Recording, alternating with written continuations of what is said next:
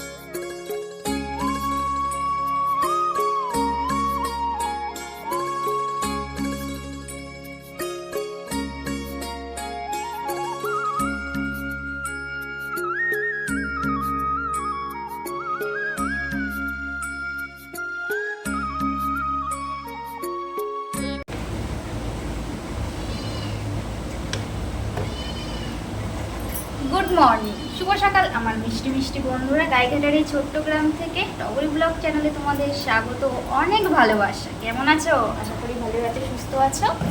আমিও তোমাদের আশীর্বাদে ভালো আছি। সকাল সকাল স্নানটা সেরে ফেললাম। আকাশে মেঘ জমেছে, তাড়াতাড়ি করে জামা কাপড় যেগুলোকে ভিজিয়ে দিয়েছিলাম ঝটপট করে ধুয়ে বাইরে মেলে দিয়ে আসলাম, আর তার সাথে স্নানটাও সেরে ফেললাম। তো আজ হলো শনিবার, আর শনিবার মানেই তো জানো অনেকটাই কাজের তাড়াহুড়ো। তো যাই, মানে নেহাকে তো সকালবেলা আঁকাতে দিয়ে আসলাম। ইচ্ছে ছিল না যে আজকে আঁকাতে দিয়ে আসার, কারণ সকালবেলা ঘুম থেকে উঠে দেখি 7:30 পর্যন্ত ঝিরিঝিরি ঝিরিঝিরি বৃষ্টি হচ্ছে। তো ভাবছিলাম যে হয়তো বৃষ্টি কমবে না, সেই কারণে আরেকটু ঘুমিয়ে নিই। এবার দেখি যে 8টা বেজে যাচ্ছে, তো মানে বৃষ্টিটা কমে গেছে, আর বৃষ্টি হচ্ছে না। তো তড়িঘড়ি করে কি করলাম, ঝটপট করে নেহাকে মুখটুক ধুইয়ে রেডি করিয়ে, আমি মুখটুক ধুয়ে রেডি করিয়ে আর আজকে গেটে জল টল না দিয়ে ওকে আঁকাতে দিয়ে এসেছি। তো আঁকাতে দিয়ে এসেছি, এসে তারপরে গ্যাস ট্যাস ধুয়েছি, থালা বাসন সব কিছু ধুয়েছি, কারণ কালকে রাত্রেবেলা কিছুই ধুয়ে রাখিনি। শরীরটা একটু খারাপ লাগছিল, শুয়ে পড়েছিলাম তাড়াতাড়ি না খেয়ে। তো এই যে সব কিছু করে জামা কাপড় ভিজিয়ে দিয়েছি, এই স্নানটা সেরে আসলাম। আর চুলটা ভিজে আছে, তো সেই কারণে সিঁদুরটাও করিনি। আর ওই যে ফ্যানটা চালিয়ে দিয়েছি, দেখতেই পাচ্ছ। ফ্যান চালালে কি হয়েছে, একটুও হাওয়া লাগে না। তো সেই কারণে যেটুকু হাওয়া লাগছে, চুলটা শুকানোর পরে তারপরে সিঁদুরটা করে নেব। আর এইদিকে করছি দেখো লঙ্কা ভাজা, এদিকে কাজ করছি, ঘর মুছছি, আর এইদিকে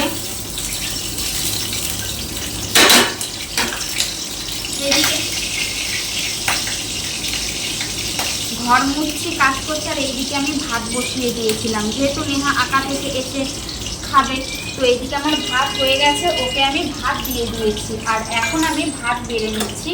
আজকে তেমন কিছু করিনি, শুধু আলু সেদ্ধ ভাত দিয়েছি। আর কাজের তাড়ার জন্য জানো তো কি বলবো, আর যে আলুর খোসাও ছাড়াইনি, আলুর খোসা সমেত একেবারে দিয়ে দিয়েছি। দেখো এই যে খোসা সমেত পুরো আলুটাই দিয়ে দিয়েছি, কারণ তাড়াহুড়ো। আবার এই দিক দিয়ে ব্লাউজের মালিক আসবে ব্লাউজ নিতে, তারপরে নেহার বাবা গেছে বাজারে। আলুগুলোও জানো তো সিদ্ধ হয়নি ভালো।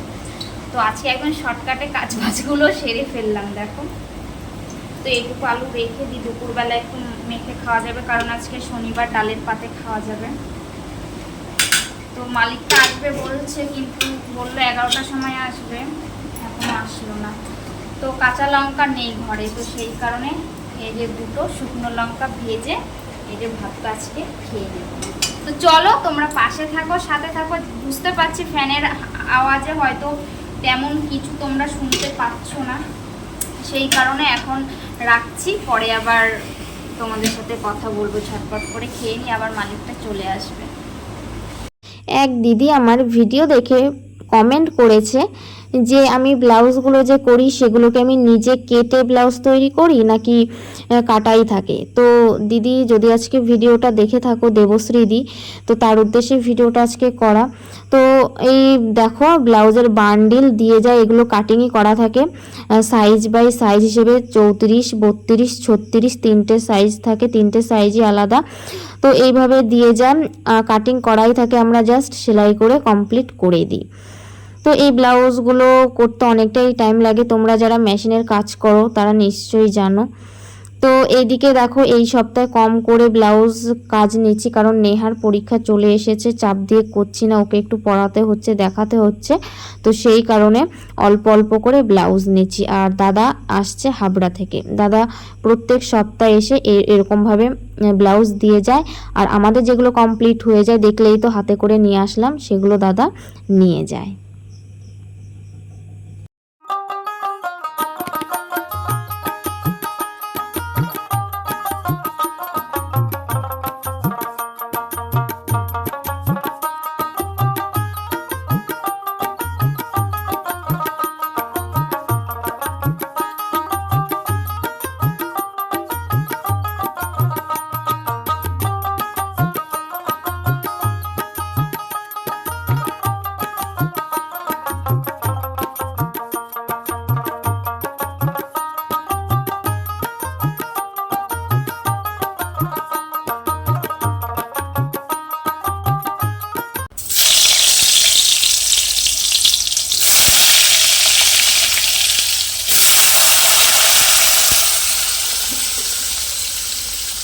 ঘরে কিছুই বাজার করা ছিল না, কিছুই আনা ছিল না।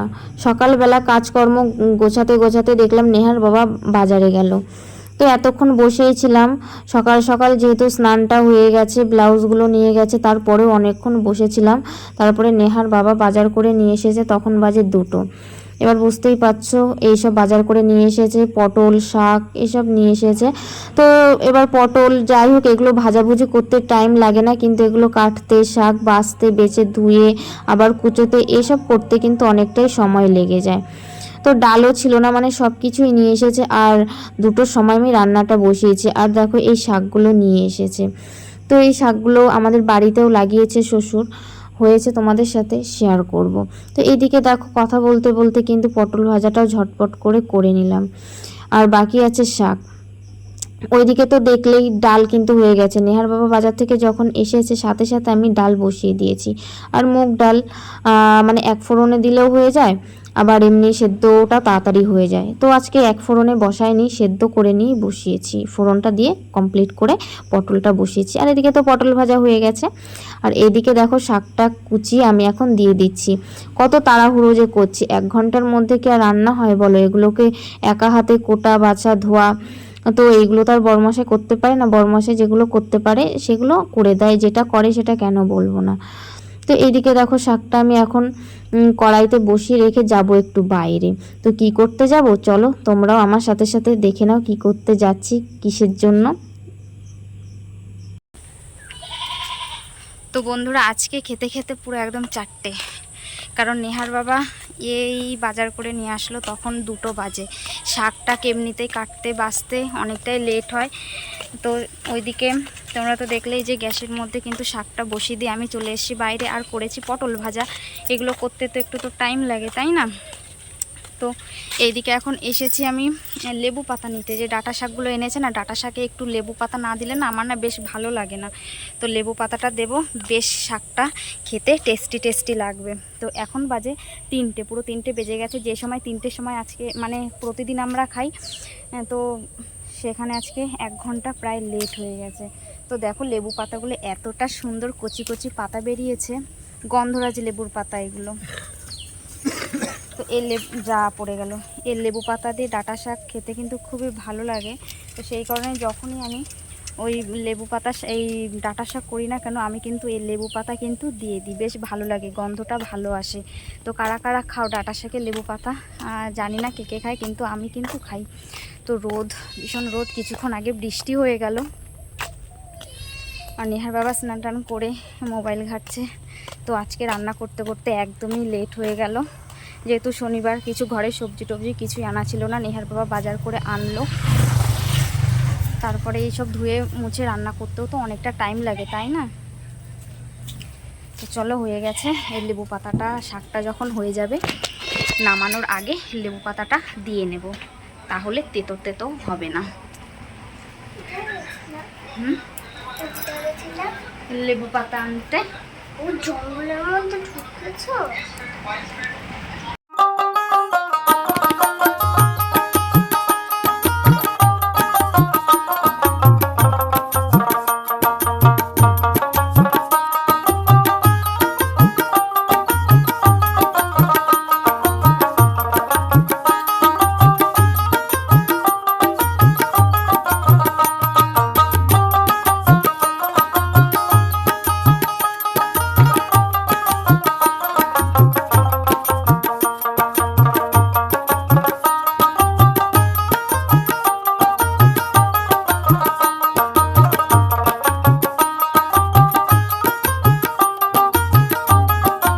আগে আমরা সিজনাল সবজি বলো ফল বলো সেগুলো সিজন হিসেবে পেতাম, যেটা শীতকালের ফল সবজি শীতকালে, গরমকালের ফল সবজি সেটা গরমকালেই পেতাম, কিন্তু এখন সেগুলো 12 মাসই পাওয়া যায়। যেমন এই যে ধনেপাতা, শুধু ধনেপাতা কেন, সব কিছু এখন 12 মাস পাওয়া যায়। এখন আর একটা বছরের জন্য 6 মাসের জন্য অপেক্ষা করে থাকতে হয় না। তো এইদিকে দেখো নেহার বাবা না বাজার থেকে ধনেপাতা নিয়ে এসেছে, আর ধনেপাতা আনা মানেই বাটা তো খাবই। তো ধনেপাতা বাটা খেতে কিন্তু গরম ভাতের সাথে জাস্ট অসাধারণ লাগে, আমার তো খুবই ভালো লাগে। যেহেতু আমার নিরামিষ, শনিবারটা আমরা নিরামিষ খাই, এতে কোনো রসুন টসুন দেবো না, শুধু সর্ষে বাটা কাঁচা লঙ্কা দিয়েই এই বাটাটা বেটে নিচ্ছি। এই বাটা দিয়ে কিন্তু এক থালা ভাত অনায়াসে কিন্তু খাওয়া যায়। আর এদিকে দেখো শাকটা নামানোর সময় আমি লেবু পাতাটা দিয়ে দিয়েছি। এই লেবু পাতার সেন্টে যা মানে কি বলবো, শাক রান্না করলে না লেবু পাতা দিয়ে পুরো ঘরটা মমো করে গন্ধে, আর খেতেও মানে ভাত অনায়াসে খাওয়া যায়, খুব ভালো লাগে। এমনি পেঁয়াজ রসুনের শাকের থেকে মানে নিরামিষ শাক করলে লেবু পাতা দিয়ে করলে একটা অন্যরকম স্বাদ আসে। তো এদিকে নেহার বাবার জন্য আমি ভাত বেড়ে নিচ্ছি। আর জানো তো এখন কটা বাজে? এখন 4টে বাজে। যেদিন মানে অন্যদিন 3টের সময় খাই, আর আজকে খাচ্ছি 4টের সময়। A few moments later.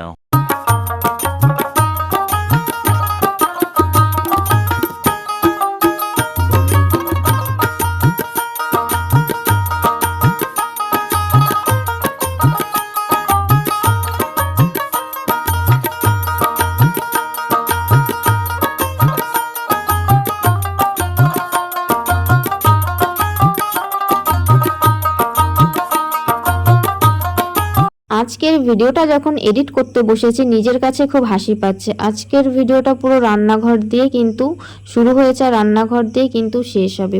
সকাল থেকে আজকে রান্নাঘরেই বসে আছি।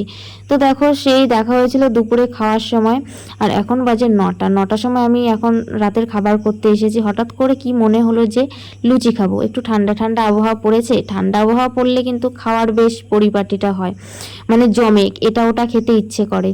তো এইদিকে লুচিটা ভেজে নিচ্ছি।